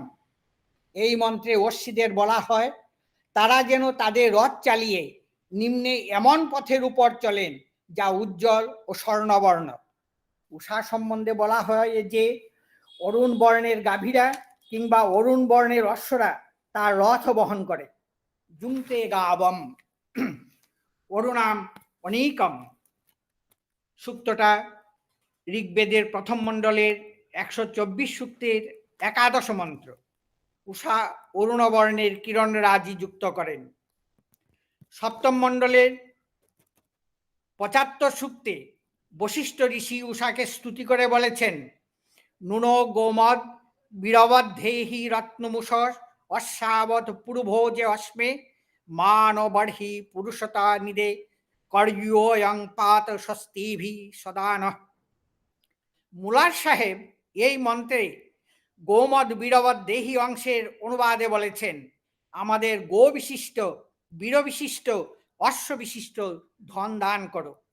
শ্রী অরবিন্দ এই মন্ত্রাংশের অর্থে বলেছেন, আনন্দের এমন এক অবস্থা যা আলোকে প্রাণিক শক্তিতে পরিপূর্ণ।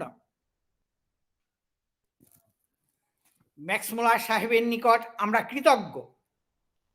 অশেষ পরিশ্রম করে তৎকালীন পণ্ডিতদের নিকট রক্ষিত বেদের পাণ্ডুলিপি সংগ্রহ করে the sacred book of the Hindus নামে 50 খণ্ডে বেদের সুসংবদ্ধ পরিণত রূপ তিনি প্রকাশ করেছেন।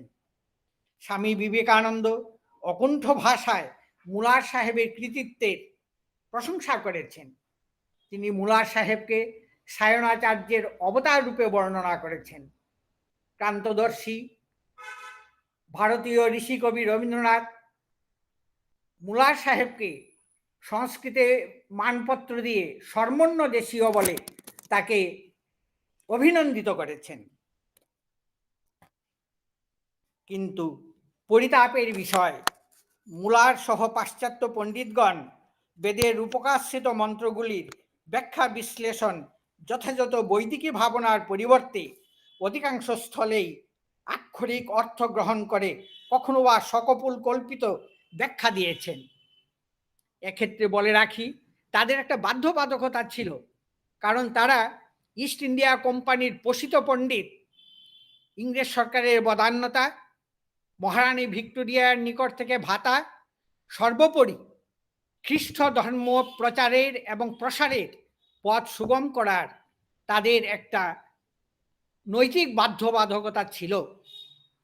মুলার সাহেব সেটা খুব ভালো করে জানতেন, কারণ তিনি বেদ আদ্যপান্ত পাঠ করেছেন। কিন্তু বেদ আদ্যপান্ত পাঠ করেও মুলার সাহেব যেখানে আর্যরা ককেশাস পর্বতমালা থেকে ভারতবর্ষে এসেছেন ওই রকম কোনো প্রমাণ দিতে পারেননি, প্রমাণ তিনি পাননি, তবু তিনি অনর্গল বলে গেছেন যে আর্যগণ ভারতবর্ষে অনুপ্রবেশকারী। ঐতিহাসিক ধর্মপাল মুলার সাহেবদের এই প্রচেষ্টাকে তীব্র কটাক্ষ করেছেন। ধর্মপাল বলেছেন তাদের একটা ভেস্টেড ইন্টারেস্ট ছিল। আর ভেস্টেড এই ইন্টারেস্টটা কি? ইংরেজরা 250 বৎসর ভারতবর্ষ শাসন করেছে, শোষণ করেছে।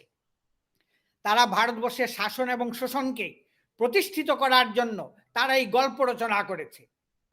গল্পটা কি না, ভারতবর্ষ চিরদিন লুঠের রাজত্ব। আর্যরা লুট করেছে, শক, হোন, পাঠান, মোগল একে একে লুট করেছে। আর আজ যদি ইংরেজ আমরা ভারতবর্ষ লুট করি, তবে আমাদের দোষটা কোথায়? মুলার সাহেবের এই বাধ্যবাধকতার পেছনে ছিল ইস্ট ইন্ডিয়া কোম্পানির মদত। আমরা মুলার সাহেবের পাণ্ডিত্যকে বিন্দু মাত্র খর্ব করিনি, কিন্তু তার পাণ্ডিত্য ছিল যেটাকে অরবিন্দের ভাষায় আভরণ নয়। মুলার সাহেবের পাণ্ডিত্য আভরণ নয়, অলংকার নয়, সেটা আবরণ। ইউরোপীয় পণ্ডিতদের বেদব্যাখ্যা প্রসঙ্গে শ্রী অরবিন্দের মূল্যায়ন যথার্থই তাৎপর্যবাহী। তিনি বলেন, ইউরোপীয় পণ্ডিতদের কর্মকাণ্ডীয় সিদ্ধান্ত, ইউরোপীয় পণ্ডিতগণ বেদের কর্মকাণ্ডীয় সিদ্ধান্তটি নিলেন, অন্য বিষয়ে তাকে দূরেই রাখলেন। শব্দের ব্যুৎপত্তিগত অর্থে স্বকীয় মতের অথবা আনুমানিক ভাবার্থের আরোপ করে তারা বেদমন্ত্রের এমন একটি রূপ দিলেন যা বহুস্থলে স্বৈরাচারী ও কল্পনা প্রসূত। শ্রী অরবিন্দ ইউরোপীয় পণ্ডিতদের আর্য অনুপ্রবেশ তত্ত্ব, দ্রাবিড় ও আর্যদের বিরোধ তত্ত্বেরও সমালোচনা করে তা প্রত্যাখ্যান করেছেন। শ্রী অরবিন্দের ভাষায় ভাষাভেদের সূত্র অনুসরণ করে তারা এই সিদ্ধান্তে পৌঁছলেন যে আর্য জাতি উত্তর দেশ থেকে এসে দ্রাবিড় ভারতকে আক্রমণ ও জয় করে। এরূপ ঘটনার স্মৃতি কিন্তু ভারতে পরম্পরাগত প্রবাদের মধ্যে পাওয়া যায় না। এরূপ ঘটনার উল্লেখও নেই ভারতের কোনো মহাকাব্যে অথবা অভিজাত সাহিত্যে। ম্যাক্স মুলার প্রমুখ পাশ্চাত্য পণ্ডিতদের বেদব্যাখ্যাকে কটাক্ষ করে আচার্য দয়ানন্দ সরস্বতী বলেছিলেন, এ যেন শিশুর অপটু পদচারণা।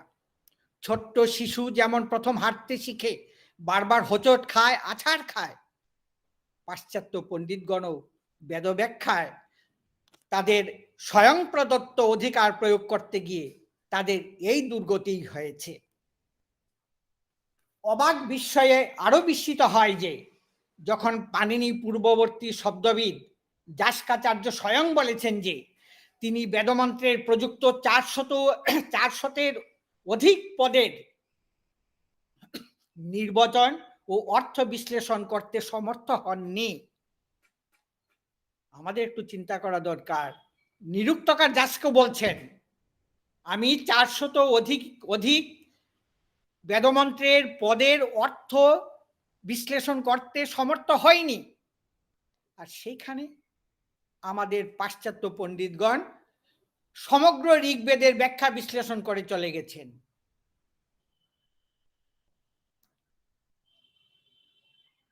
এটা অবাক বিস্ময়ের কথা। বেদমন্ত্র আমরা প্রথমে 3 ভাগে ভাগ করেছিলাম।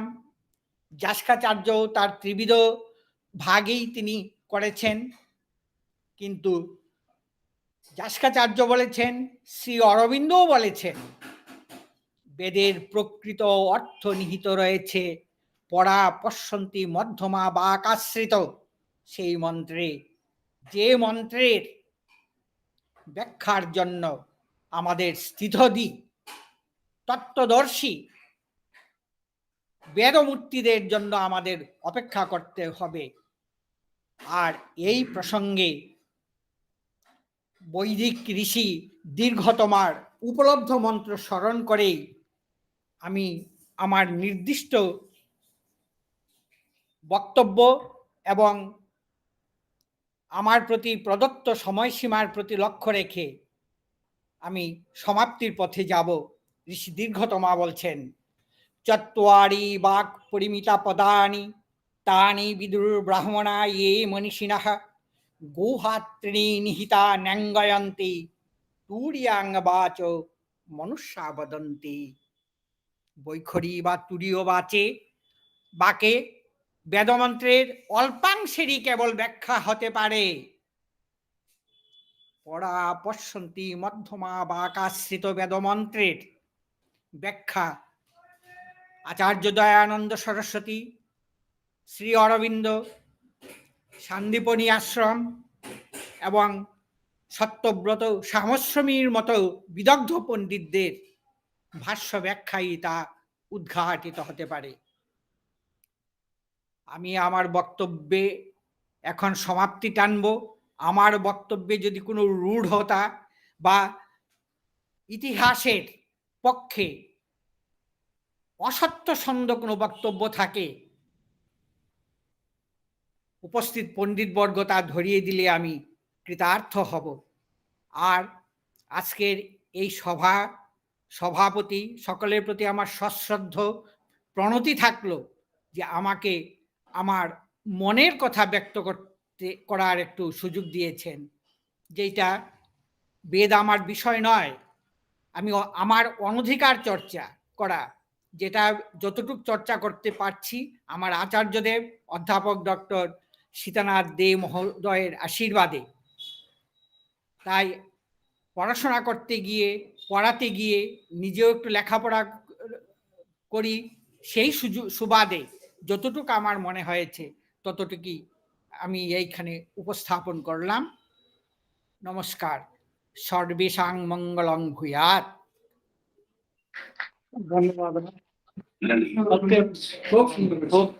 अत्यन्तं दुर्बोध गम्यमपि विषयम् अत्यन्तं सहजतया सुबोधगम्यतया प्रतिपाद्य अस्मान् अनुग्रहीतवन्तः।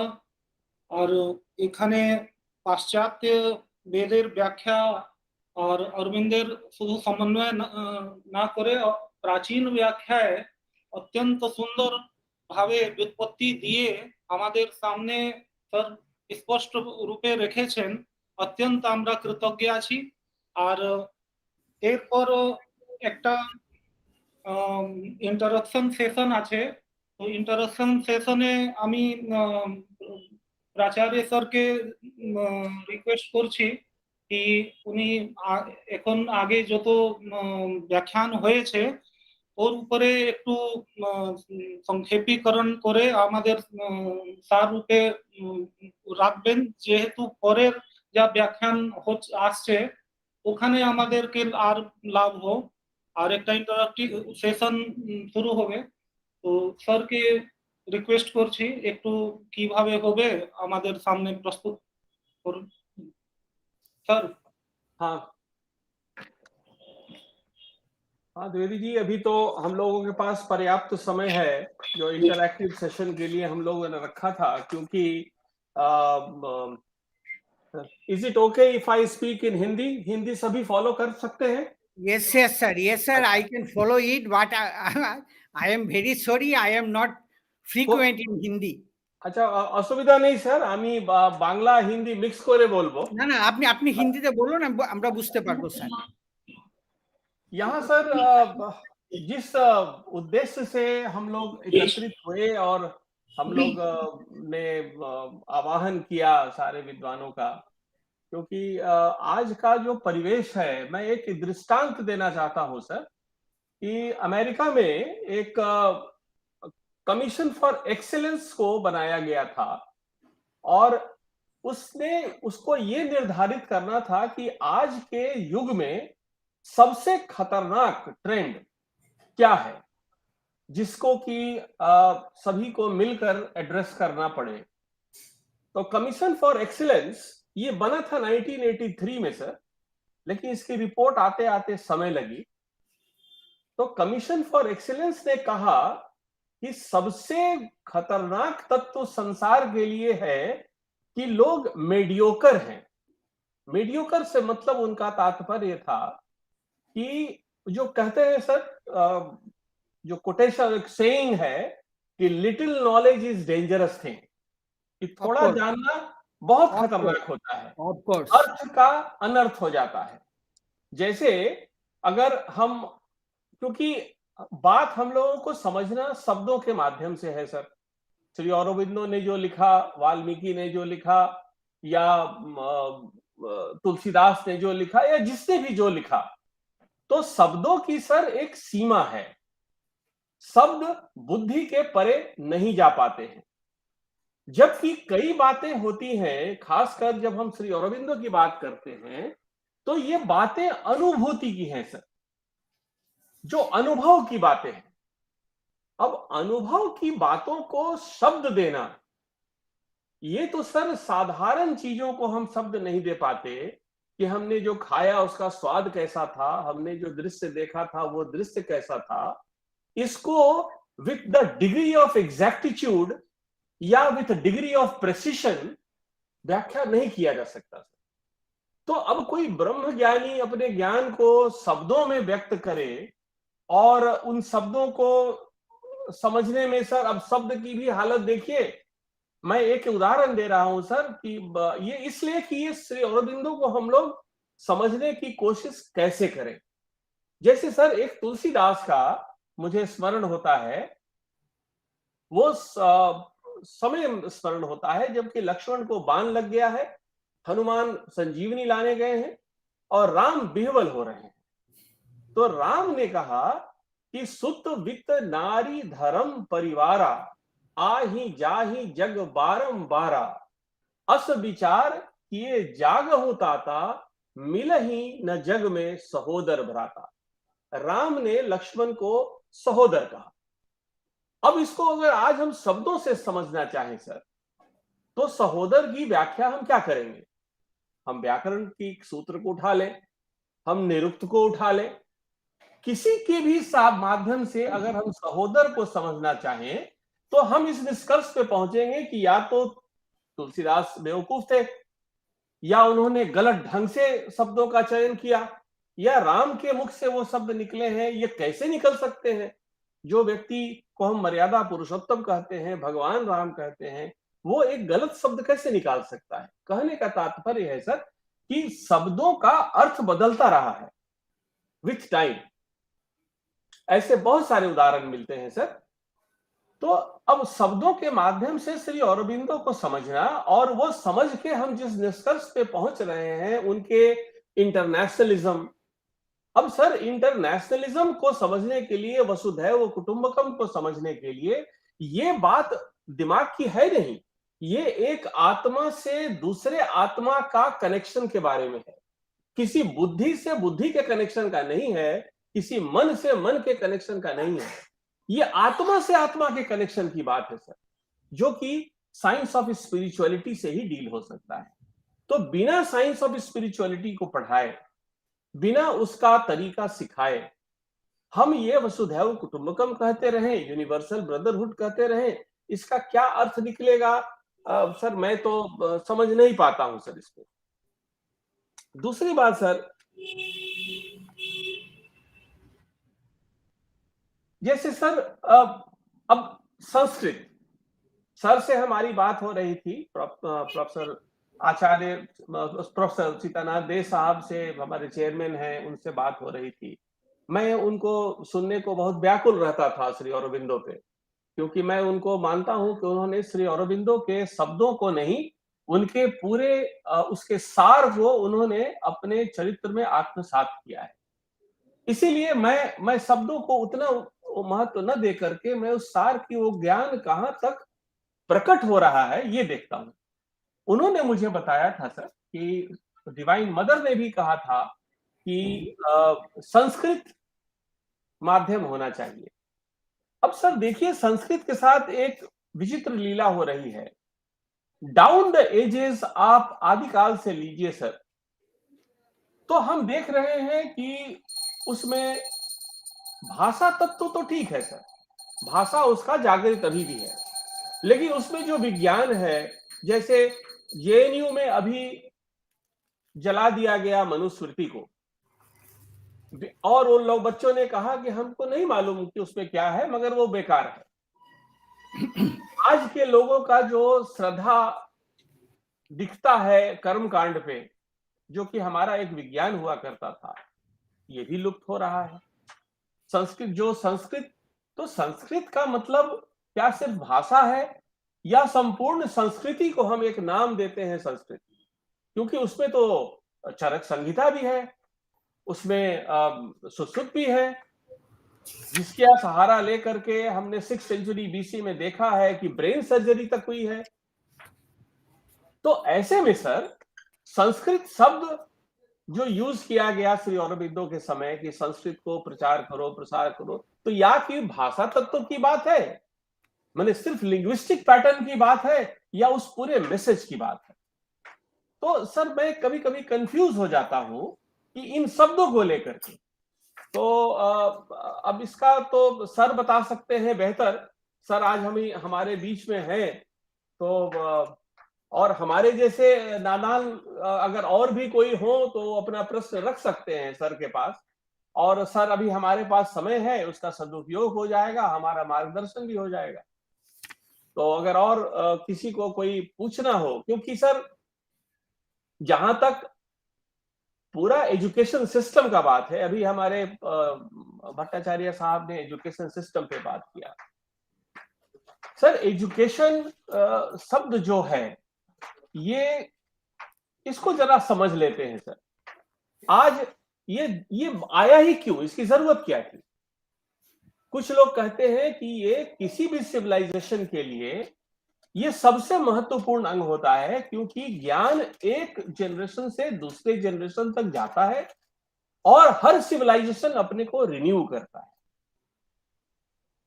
अगर ये है तो ये इस एजुकेशन सिस्टम का उपयोग किस किस लेवल में होना चाहिए? आज क्लास हम सक्सेस को स्वीकार करना सीख गए, लेकिन फेलियर्स को तो स्वीकार करना नहीं सीखे सर।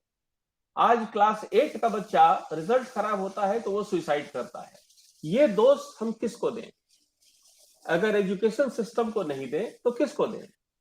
आज जिस तरह से शब्दों को तोड़ मरोड़ के, चाहे वो राजनीति की अवस्था हो, चाहे वो धर्म की अवस्था हो, जिस अवस्था में मानव आज पहुंच गया है, ये अल्टीमेटली दोस्त तो सर उसी शिक्षा जगत का है। तो उस पे कोई काम क्यों नहीं होता है कि अगर श्री औरोबिंदो ने कहा है, श्री औरोबिंदो ने बिल्कुल कहा है सर, उन्होंने उस 4 लेयर की बात की है कि कैसे शिक्षा का होना चाहिए। शरीर माध्यम खलु धर्म साधनम, पहले आप शरीर को देखिए, शरीर को देखने के बाद फिर आप अपनी कैपेसिटी टू लर्न को बढ़ाइए, क्योंकि हर समय नए जनरेशन के नॉलेज आ रहे हैं। कंप्यूटर हमारे बचपन में नहीं था, आज के बच्चों के पास कंप्यूटर है। तो सीखने से, उन सभी दिए जो शास्त्र में दिए हुए हैं उनको कंठस्थ करने से ज्यादा जरूरी है सर उनके एप्लीकेशन को जानना, ताकि जो आज की शिक्षा नीति भी कहती है ये भी पूरा इग्नोर्ड है। और जो छोटी छोटी बातें हैं सर जो जीवन को बहुमूल्य बनाती हैं, आप जो आज स्वच्छ भारत अभियान चल रहा है, या एक आप देख हमारे पास तो शास्त्र है सर कि एक डायलॉग कैसे होना चाहिए। कृष्ण और अर्जुन इतना प्रश्न किए, इतना उत्तर दिए, कृष्ण के सारे उत्तरों को अर्जुन ने काट दिया, कहीं झगड़ा तो नहीं हुआ। आज आप टीवी डिबेट देखें, वहां पर एक छोटे से मुद्दे पर कितना झगड़ा होता है। हमारे पास वो शास्त्र अवेलेबल है, सप्तदश भूमि शास्त्र, जिसमें कि डायलॉग की ये परंपरा है कि हम कैसे सिखाएं लोगों को डायलॉग करना। आज वो हमारे सिलेबस में क्यों नहीं है? आज कोई भी शरीर को स्वस्थ रखने के, मन को स्वस्थ रखने के कोई भी आयाम शिक्षा जगत में नहीं है। तो सर ये चीजों को जो ग्रॉसली इग्नोर किया गया, मैं कभी कभी बड़ा आश्चर्यचकित हो जाता हूं कि आखिर जो इतने यूनिवर्सिटी सिस्टम चले, इतने प्रोफेसर हुए, इतने शिक्षाविद हुए, और ये हासिल हुआ सर। तो ये अपनी व्यथा को मैं यहाँ पर प्रकट कर रहा हूं सर। तो अब क्लीनलीनेस है, वर्क एथिक्स है। अब वर्क एथिक्स सर, आप जापान के वर्क एथिक्स को देखें, कहां का कहां पहुंच गया। इंडियन वर्क एथिक्स, एक सरकार हमसे पैसा लेकर के जिस रेल रोड को बनाती है, उसी रेल रोड को हमारे ही लोग उखाड़ देते हैं। अब ये कहां का ज्ञान है?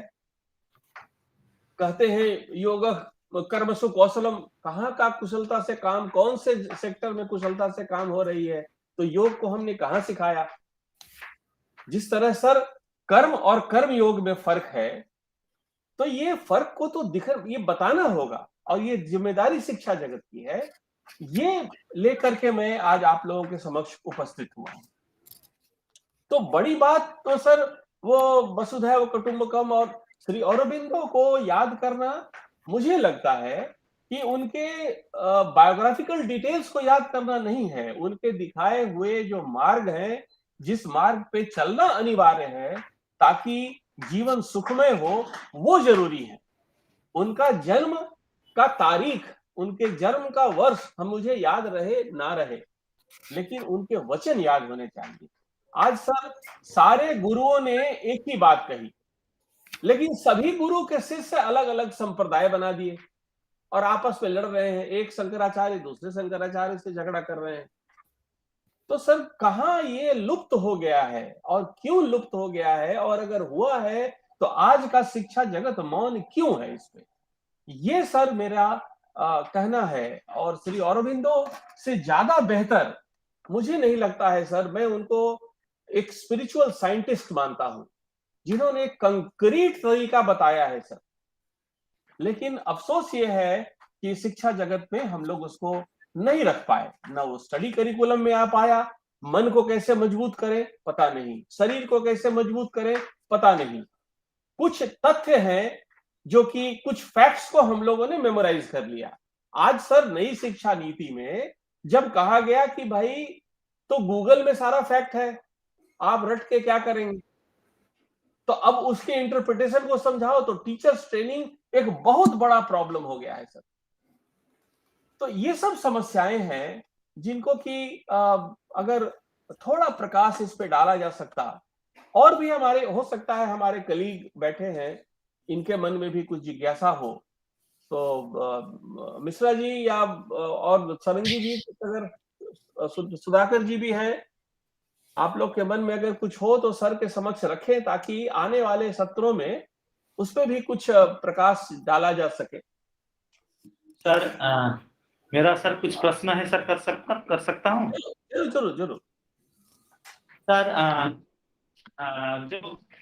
আমরা স্যার দেখি যে বেদের অনেক প্রকার ইন্টারপ্রিটেশন স্যার আমরা দেখছি, যেরকম আচার্য সায়নের মীমাংসা ওরিয়েন্টেড ইন্টারপ্রিটেশন আমরা দেখছি।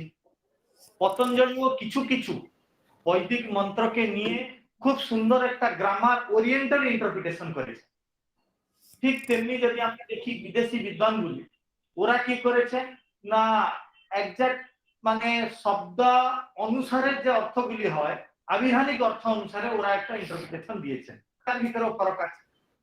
ঠিক তেমনি ভারতেরও কিছু লোক আছে, যেরকম বেদের একটা শিবপরক ইন্টারপ্রিটেশন আছে, আচার্য অরবিন্দের যদি আমরা দেখি একটা সাইকোলজিক্যাল ইন্টারপ্রিটেশন আছে।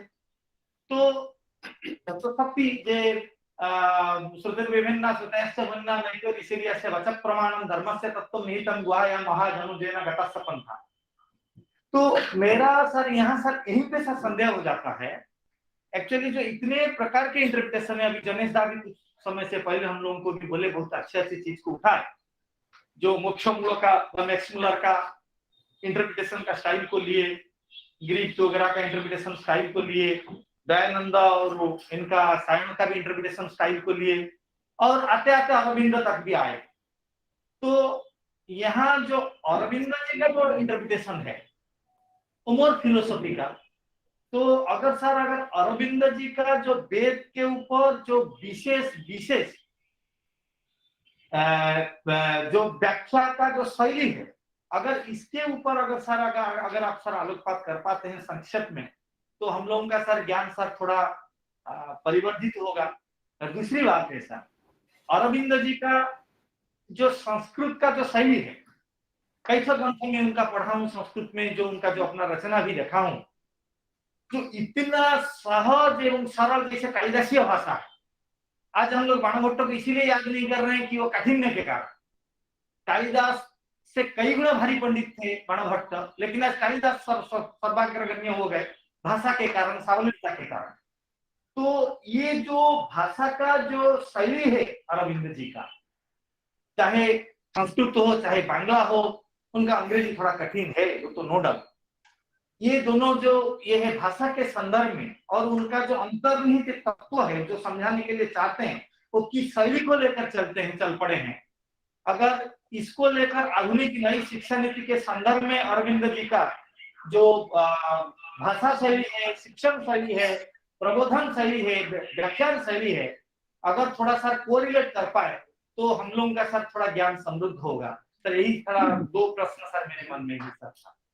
ठीक है सर, प्रणाम।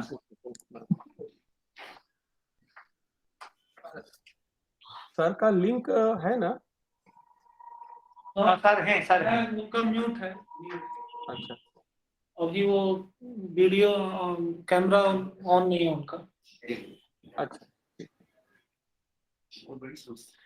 तो हम लोगों की तो